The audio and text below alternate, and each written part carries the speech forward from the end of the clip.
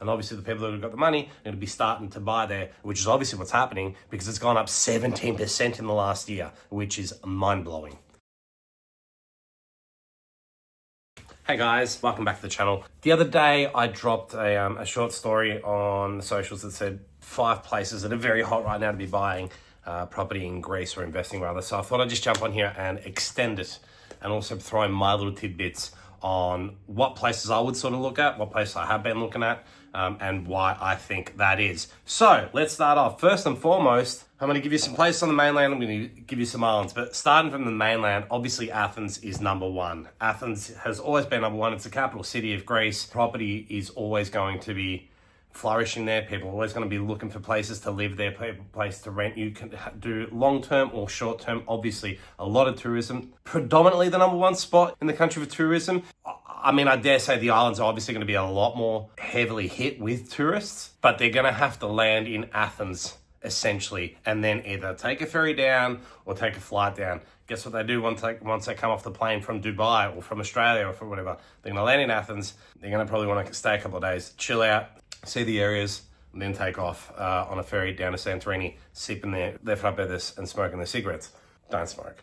So Athens has generally been number one for me. To give you an understanding, since 2023, the property market's been rising 10%, almost 10%, 9 point something to be exact. Okay, and it's going up strongly. Tourism has gone up as well. I think it was over 600,000 people more than what they had in 2023 visited Athens last year. And in winter as well, they had a 13% increase in tourism across winter. So people are needing to stay somewhere, be it 2 days, 3 days, be it a week, be it a month. People are going, I personally know, I had friends that went back there, lived in Athens from Australia, just sat there for a year or two and just worked for a bit, just chilled out, enjoyed the life, the peaceful life. If you are into short-term gains and you want to make some money through the summer periods, even winter as well, obviously it's going to drop like anywhere else in the world. Yeah, Athens is definitely a hotspot that's going up, increasingly going up. Here's the thing though, prices are generally more expensive in Athens to buy for the same stuff that you'd be able to get anywhere else in Greece. On the mainland, that is, you know. But you can also make more back.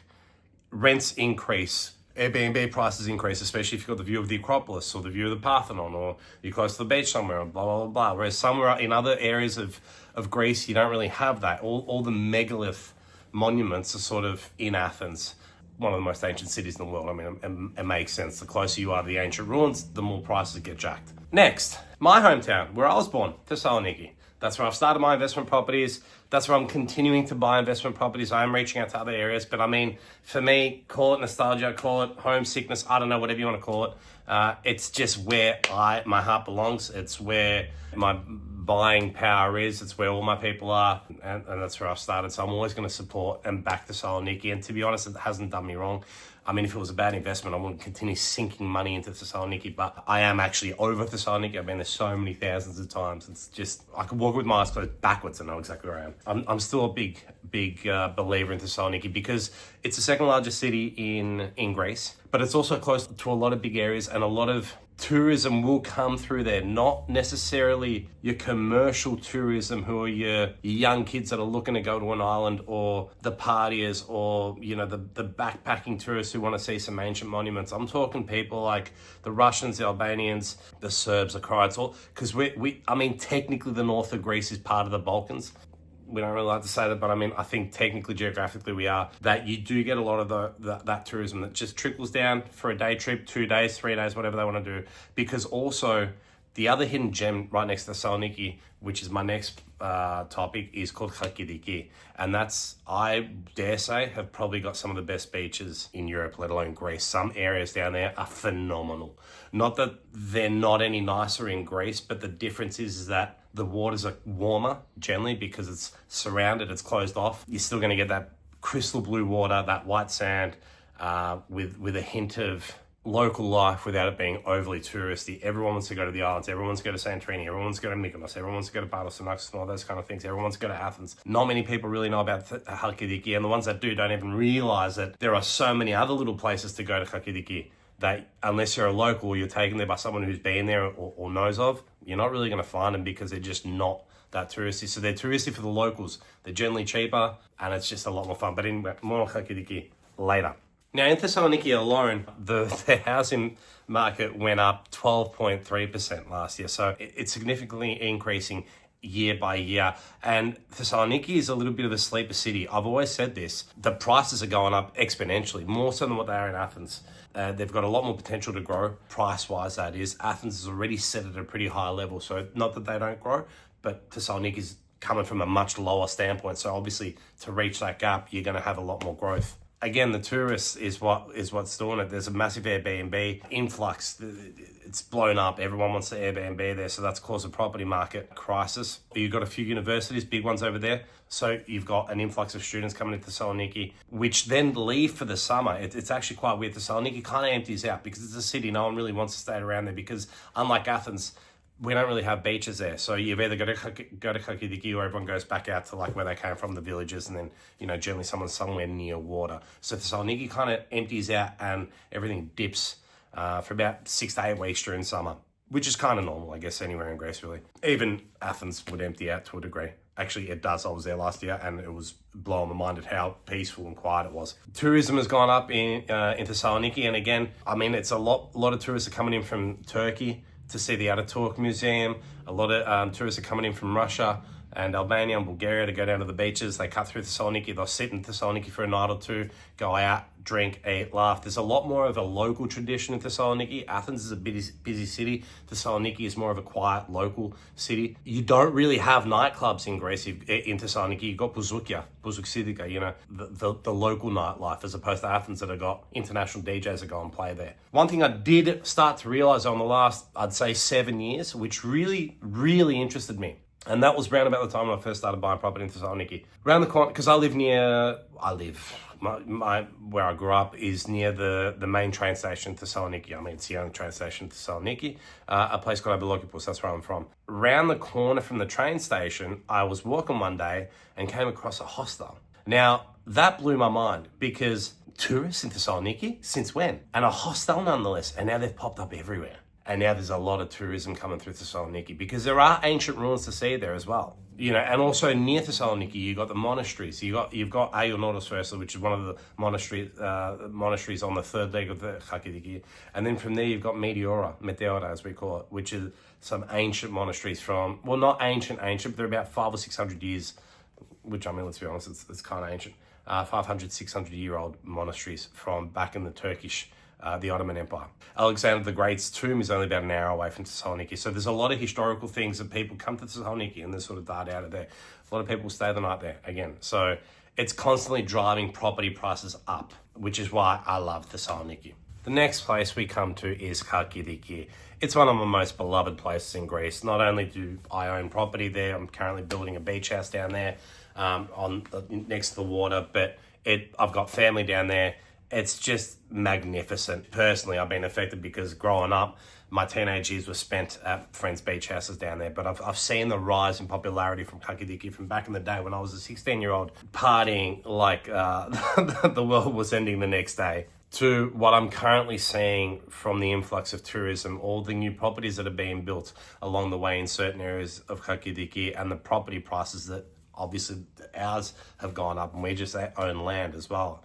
It's become quite a booming little beach town in Greece. As I mentioned earlier on, the visitor demographic in Halkidiki is predominantly Balkans, Serbians, Romanians, Bulgarians, Albanians, you know, Russians, etc. The other thing that really drove Halkidiki up in value is the golden visa situation that was brought in a few years back. So for those people that don't know what the golden visa is, essentially you could pay €250,000, buy property, and then automatically you'd get a golden visa. So it was an immediate visa, but it wasn't just a visa for Greece. Once you get a visa for Greece, it means that you open yourself up to the EU. So that's why a lot of people started coming down to Greece and buying property in Greece and driving the values up. Now the golden visa, because so many people came and did it, now Greece is like, well, we've upped it to €400,000, I think it is, or almost €500,000.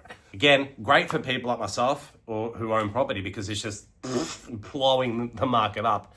But at the same time, it's kind of bad because I also want to be buying property in Santorini at some stage. So, or Halkidiki, you know, I'd love to buy my €1 million mansions, $1 million mansions, whatever you want to call them. as I said before, Halkidiki is one of those places where it's if you're looking at the top of the map of Greece, it's the thing that's got sort of like the three legs, and one of the legs, I'm pretty sure it's maybe the last one, is just the Ionoros, which is the monastery, and then the other two are just beach towns, and they're quite beautiful. They're not that far away from Thessaloniki. A lot of people from Thessaloniki will travel all the way down there to go to the beach because the beach is just phenomenal. You can't really swim anywhere in Thessaloniki. It's a bay, but it's also got it's the port there, and it's very kind of dirty. No one really touches it. You got to go at least 45 minutes out and then some, and then the beach start becoming really nice and swimmable. Also, one of the biggest areas in Halkidiki on at the end of the second leg, I think it is called Porto Carra. Let me just give you an insight here. I was there 10 years ago because my cousin lives down there, and I thought I was in Monaco. And I'm like, what the hell is going on here? All these super yachts. Brad and Angelina's yacht was down there for the summer. I'm like, what the hell is going on? I didn't even know this place existed. I didn't even, like 7-star. I don't know how many stars. Whatever it was freaking insane. Magnificently huge. My nephew was like a masseuse at the hotel there, and it's just insane what was going on there. I didn't even realize Greece was capable of such accommodation, let alone, I thought like legitimately Monaco, all the super yachts. And I'm like, where the hell is it? Where did this come from? Why are they here? It's because it's a beautiful area. It's hidden away. People don't realize what it is. But Porto Carra, I mean, if you got money to buy there, please let me know, because then we can become friends. But go nuts. But also all those areas, Maramara as well. It's a very beautiful area. Very quiet and quaint, but huge with tourism, because it's just far away from the central hubs that a lot of people are not going to go there. But the people that are going to go there are going to pay money because they want to escape the tourist hustle and bustle. And if you can find those areas in Greece, I think you're sitting on some money, and I can give you those areas. I'll drop a video with those areas a little later on. So Halkidiki is definitely one of them, but it's more of a beach town than it is Thessaloniki and Athens. Okay, so let's start hitting some of the islands. The number one island that I would say, look, I'm never going to talk about Mykonos and Santorini and Eos and all those islands that are already established, thriving, Crete. Yes, you can make money on, actually Crete I will touch on, but Mykonos, Santorini, Eos, all those kind of places, unless you got millions and millions of dollars or euro or whatever you're bringing in to spend, it's not really worth your while. But anyway, Naxos, little sleeper island. Again, gets hit with a lot of tourism because it's on the path to Mykonos, Santorini. So you get a ferry from Athens, you get Paros, Naxos, Santorini, Mykonos, whatever it is, one of those things, but it's on the same line essentially. So everyone starts to stop off at Paros, Naxos, before they hit Santorini and Mykonos. Now, I've personally done time at Paros, I've done time at Naxos as well, but Naxos, for whatever reason, gets a lot more. And the housing prices, in general, across the board, the islands have gone up about 3%. And we're talking the little islands, not the big ones like Crete, Cyprus, blah, blah, blah. In general, the small islands have gone up about anywhere from 3 to 4% in the last year. Naxos, 13%. Okay. It's a beautiful island. I mean, there's nothing amazing about it. It's nothing. It's not like there's a temple or it's a beautiful Greek island with gorgeous beaches outside, amazing food there, fresh food, the freshest food. My cousin and I were there in 2005. I can't remember, something around there. We decided to stop off on the beach somewhere, on a restaurant on the beach, and have some food. And I thought, we'll go through the menu, we'll get this, we'll get one salad, one calamari, one this, blah, blah, blah. We ordered everything. Well, I just bring it here, we're young boys, we'll eat it. Waiter comes out, here's your coffee, here's this, da, da, da, da. And we said, he goes, the fish is going to take 45 minutes. And I was like, I mean, why? Like everything else is here. And he goes, oh, you see that boat over there? He went, it's coming off that boat. And I went, oh, yeah, okay, I get it. The other thing was that it's got a lot of those local little, that local beauty in it still. They haven't really opened it up to clubs and all the big DJs and partying and nightlife. There are those little venues around. Obviously, you're going to have bars, you're going to have little nightclubs and whatnot, but that's not what it is. You go there with the family. You go there to relax. You go there to eat, to drink, to sleep, to enjoy life. It's beautiful. It's close to Athens. It's probably about 4 or 5 hours away by boat. It's got a very tiny airport as well, which is seasonal. It's operational only during the summer, whenever it starts to begin, I think. May, June, whatever they decide, but it only operates for those 3 or 4 months. And now I've just read up that they're looking to expand the airport as well, because they need, guess what, more and more planes coming in, a lot more traffic's coming in. Why? Because that place is booming up. I would dare say Naxos is actually one of the better islands for investment right now. And lastly, the next place, which has got actually quite a significant boom, I'd say probably the most market boom than any other area that I've actually mentioned, is the little island called Zakynthos. And if you don't know about it, Google it, right? In fact, I'm gonna throw up a photo, because it is absolutely stunning, gorgeous. It's a Hollywood script in an image. It's just those crystal clear blue aqua waters with the white sand beaches, and just phenomenal. Everyone goes there for those Instagram, shots and the glamour shots and blah, blah, blah, and all that kind of stuff. And it's just amazing. We're talking turtle spotting. We're talking snorkeling and diving, which obviously comes with the turtle spotting. We're talking wine tours, nightlife, water parks, wine tasting, you name it, it's got it. It's very quiet as well. It's got the beautiful family vibe to it, as well as a little bit of a nightlife to it. It is absolutely gorgeous. And if I was looking for a property on an island, that would be my ideal, and I wouldn't give it away to anyone. I wouldn't touch it for anyone else. I'd keep it just for myself and my family, and be like, see you later. Here are the keys, I'm off. It's summer, I'm going to chill out, because honestly, it is that, I dare say that Zakynthos in the next 20 to 30 years is going to see a huge boom to the likes of like Santorini. Because it's been on the up and up in the last, over the last 5 to 10 years. I've always known about Zakynthos, but I've started to see other people that don't really know about Greece know about Zakynthos. And I started seeing it advertising areas. I started seeing Instagram posts. I started seeing that beautiful blue water with the white sand dunes with the rock face. I see that everywhere, and I'm like, okay, people are starting to catch on about Zakynthos. And obviously the people that have got the money are going to be starting to buy there, which is obviously what's happening, because it's gone up 17% in the last year, which is mind-blowing.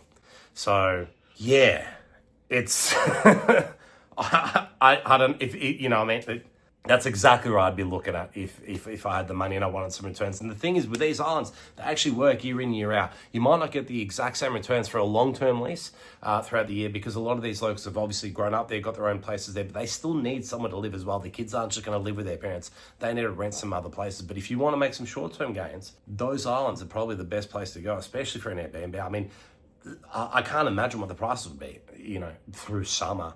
You can only imagine what Mykonos and Santorini and all that are, so why wouldn't Zakynthos in those areas get the same as well? Not to that degree, but obviously the same amount of tourism coming through, and they do. They're my top 5 places, really, or maybe 6, because I threw Mykonos in there. You're welcome.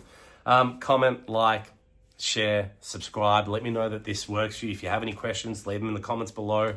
I hope this has helped someone. And if you need help, my business offers property management, consultancy, and also a buyer's agency aspect to it as well. So I'm more than happy to help you guys buy the property. I'm more than happy to help you manage it, or I can even consult you and give you advice on where to go, how it's going to go down, sort of what to buy, what not to buy. I've been through it so many times where I know what the loopholes are, and I know what the pitfalls can be as well. But anyway, that's it for me today. Thank you so much for watching. Mwah.